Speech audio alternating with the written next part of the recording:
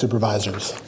I am, like many tenants here in Sacramento, paying more than 30% of my rent, of my income to my landlord. And I think that it's common sense to really make sure that people that can't afford six-figure lawyers to represent them and know the ins and outs of city, county, and state government and state tenants' rights laws should be more protected than the people like the California Realtors Associations.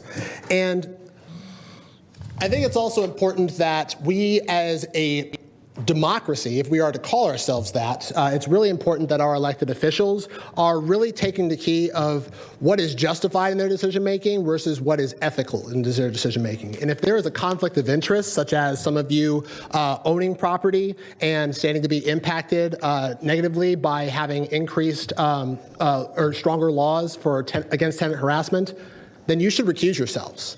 And here's a simple reason why. $22,350. That's how much the California Association of Realtors, which just gave comment earlier, has contributed to the Sacramento County Board of Supervisors. Supervisor Hume, you received more than $5,200 in the last election cycle in your first year. Supervisor Frost, you received $5,250 from the same association.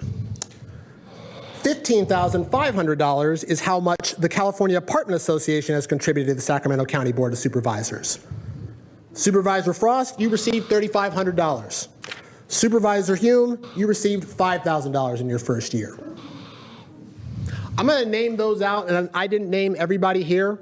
Everybody on this board has accepted it, but so far as I can tell, based upon the commentary here, only 2 of you are within the California's ethical code. But even if you weren't, and there weren't such things as, campaign finance laws and whatnot, I think it's really important not to ask yourselves what is justified in your decision making, but really what is ethical.